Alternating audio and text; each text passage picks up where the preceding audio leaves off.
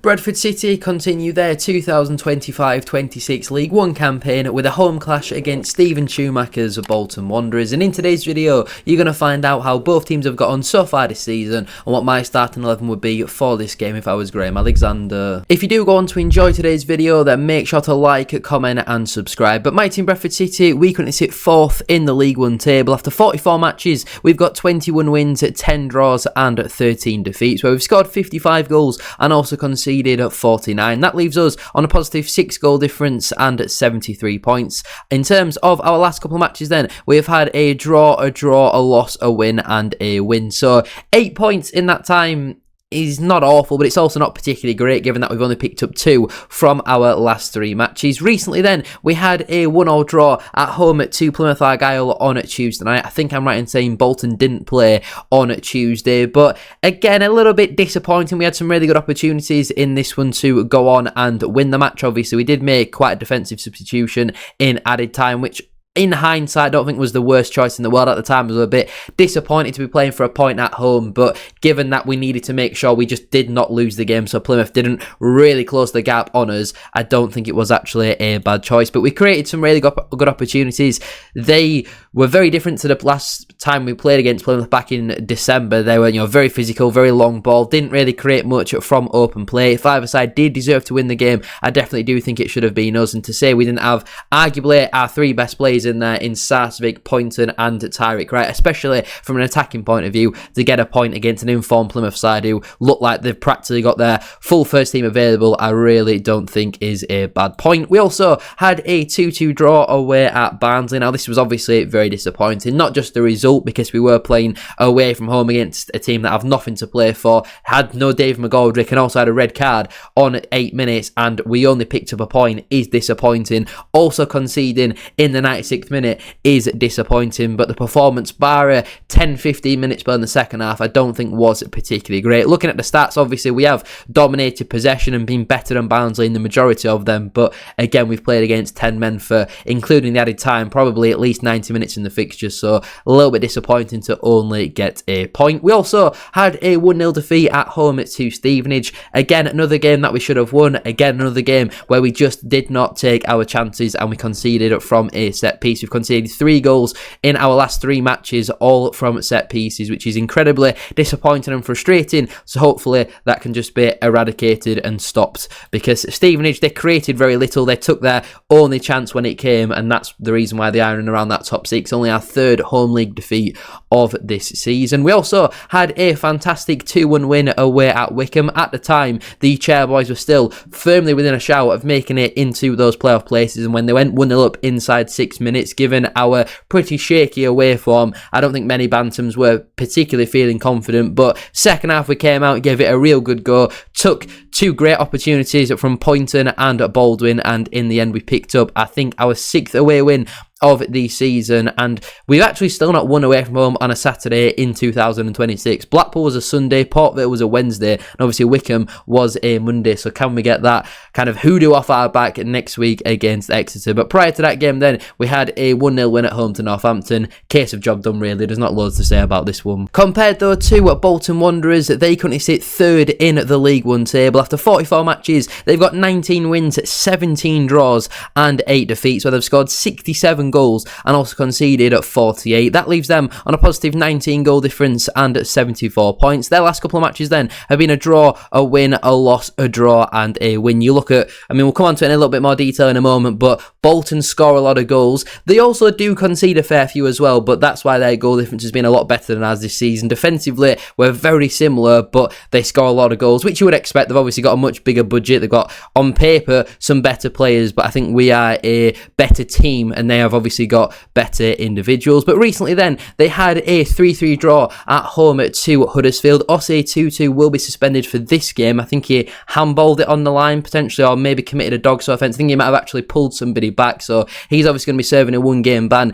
against Bradford City. But Bolton, as we're definitely going to find out, they score a lot of late goals. 101st minute, I would hazard a guess that in the last 10 10 minutes plus stoppage time. There's no other team that has scored more late goals than at Bolton Wanderers. They've done it, it seems to be every other week. They have got a lot of firepower, whether they're making subs or it's their starters. They just score a lot of late goals. So we're going to have to go from the first whistle right until the end, because Bolton, they love a late goal. But to be 3-1 down at home and have 10 men and still find a way to get a point goes to show really about how bad Huddersfield are, but also that Bolton have got that never say die attitude, total domination, even with 10 men for the majority of that second half, and I think they were more than good value for their point. They also had a fantastic 5-1 win at home to Stevenage. Obviously, Phillips sent off for what seemed to be a bit of a kick out. I'm not 100% sure on which Bolton player. It might have been the striker Kenny, who's on loan from Celtic, who scored a fair few since coming in on loan in January. Obviously, Kazia Dube recently returning from his injury and back amongst the score sheet as well. And then you see even their substitutes coming on off the bench and having a real big impact. And obviously, Stevenage, no mugs, defensively they are a very strong side, but Bolton very clinical on their day, and as have proven in this game, can beat those sides around them very heavily. They also had a 2-0 defeat away at Cardiff City, which was practically the final nail in the coffin for Cardiff to be promoted and Bolton not to make it into that top two again this season. It's going to be probably another season where they've got to battle it out in the playoffs for the Trotters. But when you look at the stats from the game, apart from possession, it was really total domination from Cardiff City. So it goes to show on their day, Bolton certainly can be beaten, especially away from home. But they also had a 2-2 draw at home to Stockport County. Seemed like a very entertaining game in this one. Again, Bolton scoring semi-late, and I know it was technically a Stockport player who scored that goal, but Bolton, they will go right until the death, and again, this could potentially be a playoff fixture, but I do think a point was the fair result for both of these sides. It did seem like quite an even game, and they also had a fantastic 2-1 win away at Plymouth Argyle. Despite going down to 10 men at 0-0, they still managed to find a way to get through. They got a penalty and an own goal, which got them through it in that one. And when your luck is on your side, that is the sort of stuff that does go in your favour. And again, we have a look at the stats from this fixture. You'd maybe say that Bolton deserve to lose, really. If you look at the stats, they've been worse than Plymouth in pretty much every statistic, but the only one that matters is the scoreline, and Bolton are very good at getting over the line. In terms of the reverse fixture, we don't really do this too often, but that finished in a 0-0 draw. We're one of the very few teams to go away to Bolton and keep a clean sheet this season. If you actually have a look, we'll firstly have a look at the stats. Bolton, obviously, first half totally dominated us. We offered absolutely nothing. We obviously made a change or two at half time, and it was a much more even affair. I remember George Lapsey had a really good chance late on in that game, which nearly did win it for Bradford City. But you look at our team on that day, the likes of no Aidan Bolden, I think he just returned from injury at that time, no Curtis Tilt in there, there's obviously no Anthony Sarsfield in the starting 11, no Stephen Humphreys. There's a fair few of our players that are playing now that weren't featuring at this time, and obviously Jensen Metcalf, that's where we tried him out as an attacking midfielder and just didn't really work. And obviously a few of these players really have come on leaps and bounds since this fixture. And even you look at the Bolton team, Sharman Lowe's no longer there, Morley's no longer there, I think Burstow doesn't play as often, for example. So there's going to be changes on both of these.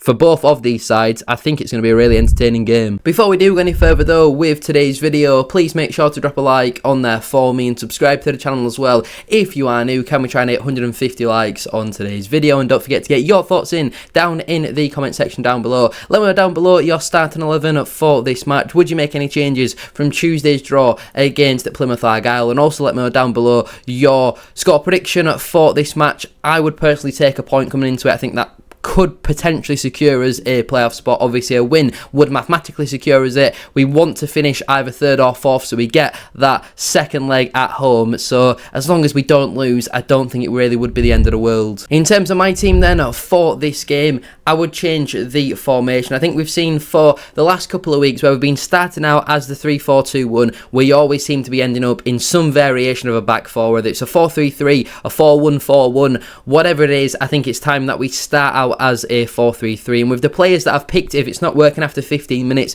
you can quite easily change it into the 3-4-2-1, and we've got a few different players who can play in those different positions. In goal for me, I would stick with Sam Walker. Obviously on Tuesday night, there's nothing that he can really do about the goal. It's a fantastic finish from Weirdo. I think just after that, Talai hit a great first time shot which looked to be nestling in the bottom corner, and Sam Walker pulled out a fantastic save. I think his kicking seemed to be a little bit of an issue on Tuesday. I'm not sure if he's carrying that knock from what he took in the Barnsley game into that one on Tuesday. There was the odd occasion where he was just kicking the ball straight out of play, but I think on the whole it was one of Sam Walker's recent better performances, and hopefully he can keep another home clean sheet in this one. In terms of my back four then, firstly at right back I would go with Aidan Baldwin. Obviously he moved there in the second half when we made a fair few substitutions, is naturally a centre back, but when you think about a back four for Bradford City coming up against a Bolton side which has got so much attacking talent in it, I think it makes sense to have centre backs playing in full back. You know, we saw Pep Guardiola do that for Man City, so why can't we? But Baldwin looked incredibly comfortable in that position on Tuesday. We all know about how good he is on the ball, and defensively he's an absolute rock, so I do think it makes sense to put him there rather than a Nerthville or an Ashby, who defensively I do think are quite poor. In terms of my two centre backs, firstly on the right side I would go with Joe Wright. I was incredibly impressed with Joe Wright. I think in 2026 I've not been impressed with Joe Wright whatsoever, and I was maybe leaning towards thinking about moving him on in the summer, if I'm being completely honest, because I think we're just not... What he offers doesn't really suit the way that we want our team to play, but I think in a back four, especially in that final 20-25 minutes or so, I thought he had a really, really good performance, Joe Wright. We know on the ball he's not great, but defensively strong, and whether they play a Dolby or a Kenny or even a Burstow, they're all big lads, and Joe Wright's going to need to be in there for me for his physicality. Partnering him in the centre-back position on the left-hand side, I would go with Curtis Till. I think this one's pretty straightforward. I like to have a left footer on at the left side. I thought on Tuesday against Plymouth on the whole had a pretty strong game, seemed to be back to his best after a bit of a shaky performance against Barnsley. Obviously missed the reverse fixture against Bolton, and he's going to be needing to help out the left back for me, which would be Ibu Toure, to double up with Mario Kazia-Dubry, because he is a very, very talented player. In terms of Toure, I thought he pocketed Kazia-Dubry in the reverse fixture, gave him very little, and obviously he has only just recently returned from injury, but we know on his day he probably is the best player in the entire division. He's absolutely fantastic. Toure defensively though is incredibly strong, and if there's going to be anybody in our side that's going to stop somebody like a Kazia-Dubry, it is going to be Ibu Toure, so we need him to be back to his A game, and hopefully I think the back four might suit him a little bit more as well. In terms of my midfield three then, I've gone with a holding midfielder or a number 6 and two more advanced midfielders or two number 8s. Firstly, as that holding midfielder, I would go with the captain, Max Power. I thought he had some poor moments on Tuesday against Plymouth, also some pretty decent moments as well. I just think Max Power is certainly somebody that seems to divide the fan base a little bit. Let me know down below your thoughts on him, but in a game as big as this, you're not going to drop your captain for this type of fixture, are you? And I don't think he's playing awfully that he needs to come out of the side or anything like that. I just think we're kind of lacking a little bit of competition in those positions, because Lee Evans is not really going to be displacing any of the midfielders. Firstly, as my right-sided central midfielder, I would go with George Lapsley. I was incredibly impressed with Lapsley on Tuesday. Obviously, he's recently come back into the fold, having not really been included in the matchday squad for a number of months, and it seemed like bringing him last January on a 2.5-year deal to get 6 months out of him, or not even that, get half a season out of him. You're looking at about 3 months at the back end of last season. Did seem very bizarre, but I thought Tuesday he played like a man possessed, like he really had a point to prove, and I think he proved that point. He was comfortably Bradford City's man of the match. He was absolutely everywhere, winning duels, putting himself about. He's good for a goal as well, is George Lapsley. He's great at box crashing. He's just alive, active inside the penalty area. Was unlucky with his goal after 5 minutes that it was obviously disallowed. He did seem to me like he was slightly offside, but I was incredibly impressed with Lapsley, and I would start him again in this fixture. As my left central midfielder, I would go with Jensen Metcalfe. Is Metcalfe playing at his highest level that he has done in his career right now? I wouldn't say so, but the way some people are going on, you think that we've got like Josh Wright back in central midfield. Like, yeah, he's not playing as the best midfielder in the league like he was doing 2 months ago, but he's still performing to a decent enough standard. He's a young player. He's going to make mistakes in games, and he made the odd mistake on Tuesday, but he also had some really good moments as well, and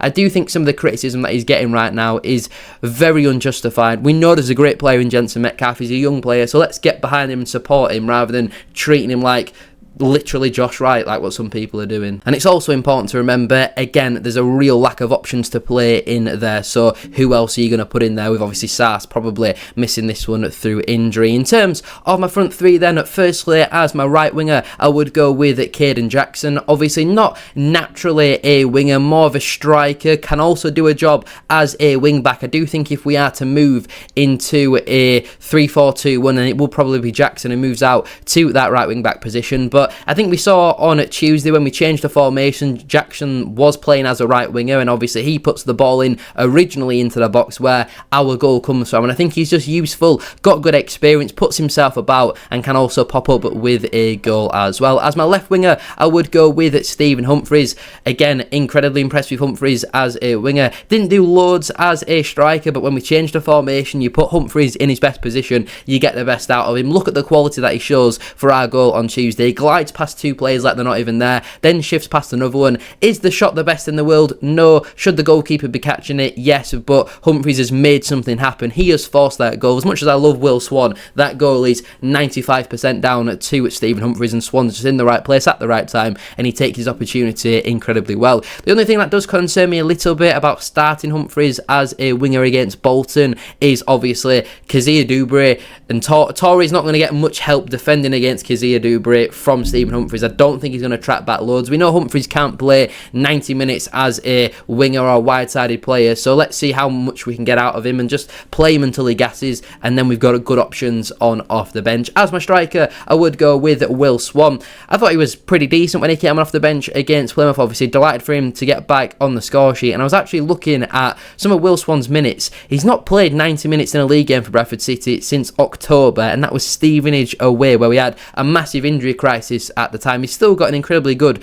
goals per minute ratio, and obviously pops up with an important goal on Tuesday. Was subbed off at half-time, I think, in the reverse fixture, so again, he might have a bit of a point to prove as well, but Will Swan for me, I think, still is our best striker. On the bench then for me, that would leave Joe Hilton, Josh Nerfville, Matt Pennington, Harrison Ashby, Lee Evans, Nick Powell, and Ethan Wheatley. So a pretty defensive bench, not loads of quality. I don't think that's going to come on and change the game there. You've got Nerfville, who's got a bit of pace. You got Powell, who's got a little bit of quality about him. Ashby, little bit of offensive quality. Ethan Wheatley, very unpredictable, but I don't think there's really much on that bench that is going to change things, because as we know, the players that are currently unavailable are Tyreek Wright, who it's looking likely that we'll be happy to get him back for the playoffs. I don't think he'll be back for the next couple of games. Anthony Sarcevic, who's a bit touch and go for Saturday, but should hopefully be back for the Exeter game. And then obviously Bobby Poynton as well, who's chosen to go down a riskier route of rehab to try and be back available. But again, I think even him making any type of involvement in the playoff matches does seem a little bit unlikely, which is obviously a big blow, losing arguably your three best attacking players. So the players you miss out then through selection would be Kieran Kelly, Lewis Sibley, Joe White, and also Paul Mullin. But anyway, I'm going to leave it there then for today's video. If you have enjoyed, please make sure to drop a like on there for me, and subscribe to the channel as well if you are new. Can we try and hit 150 likes, as I said at the start of today's video? And don't forget to get your thoughts in down in the comment section down below. Let me know down below your score prediction for this match, and what would your starting 11 be as well? Would you make any changes from Tuesday's draw against Plymouth Argyle? Thank you all very much for watching. Have a great rest of your day, and I'll see you very soon for another one.